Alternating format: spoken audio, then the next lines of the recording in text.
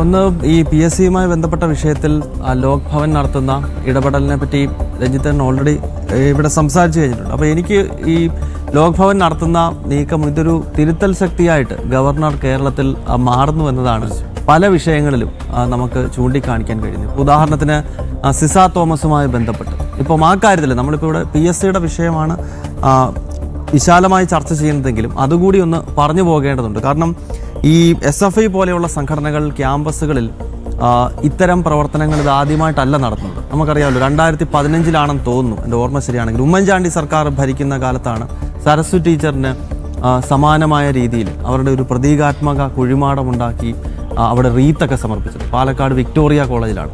അപ്പോൾ അന്ന് കേരളത്തിൻ്റെ മുഖ്യമന്ത്രി ഉമ്മൻചാണ്ടിയായിരുന്നു. അതിന് സമാനമായ രീതിയിലുള്ളൊരു കാര്യമാണ് ഈ കാലടി സംസ്കൃത സർവകലാശാലയിൽ കഴിഞ്ഞ ദിവസം നടന്നിരിക്കുന്നത്.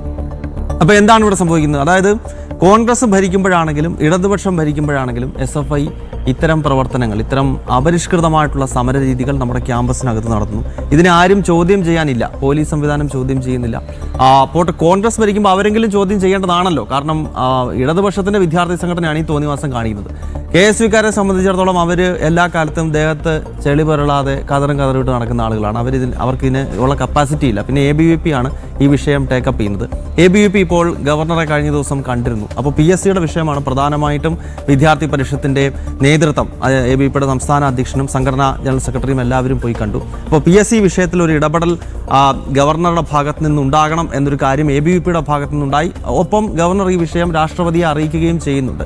ഒപ്പം സിസ തോമസിനെതിരെ ഇത്തരത്തിൽ അപരിഷ്കൃതമായ രീതിയിൽ അല്ലെങ്കിൽ അങ്ങേയറ്റം കേരളത്തിൻ്റെ പൊതുസമൂഹം പ്രതിഷേധിക്കുന്ന രീതിയിൽ ഒരു സമരം നടത്തിയ വിഷയത്തിൽ കേരള പോലീസിൻ്റെ മേധാവിയെ രാജ്ഭവൻ എന്താ ചെയ്തിരിക്കുന്നത്? വിശദീകരണം തേടിയിരിക്കുകയാണ്. അതിൻ്റെ അടിസ്ഥാനത്തിലാണ് 4 SFI ക്രിമിനലുകളെ പോലീസ് ഉടൻ തന്നെ അറസ്റ്റ് ചെയ്തത്. അപ്പോൾ എനിക്ക് സമയപരിമിതി പോലെ ഞാൻ ഒരുപാട് വലിച്ചു നീട്ടുന്നില്ല. അപ്പോൾ എനിക്കിതിൽ തോന്നിയ ഒരു കാര്യം, ഒരു തിരുത്തൽ ശക്തിയായിട്ട് ലോക് ഭവൻ കേരളത്തിൽ മാറുന്നുണ്ട്. അതിപ്പോൾ നമ്മൾ ഈ ചർച്ചയ്ക്ക് എടുത്തിട്ടുള്ള PSC വിഷയമായിക്കോട്ടെ, ഇപ്പം ഞാനിവിടെ സൂചിപ്പിച്ച SFI നടത്തുന്ന ക്യാമ്പസുകളിലെ തോന്നിവാസത്തെ പിടിക്കാൻ വേണ്ടി ചെയ്യുന്ന നടപടി ആയിക്കോട്ടെ, ഇനിയും ഭാരതാംബയുമായി ബന്ധപ്പെട്ട വിഷയങ്ങൾ നമുക്കറിയാം, വന്ദേ മാതരവുമായി ബന്ധപ്പെട്ട വിഷയങ്ങൾ. അപ്പോൾ ഈ സംസ്ഥാനത്ത് അധികാരത്തിലിരിക്കുന്നതും ഇവിടുത്തെ മുഖ്യ പ്രതിപക്ഷവുമായിട്ടുള്ള ഇടതുപക്ഷവും ചെയ്യുന്ന തെറ്റായ വിഷയങ്ങളിൽ ഒരു തിരുത്തൽ ശക്തിയായി ലോക് ഭവൻ മാറുന്നു. മുൻപ് നമുക്കറിയാം, ഇതൊരു റബ്ബർ സ്റ്റാമ്പ് പോസ്റ്റായിട്ടാണ് പലപ്പോഴും ഗവർണർ പോസ്റ്റിനെ കണ്ടിട്ടുള്ളത്.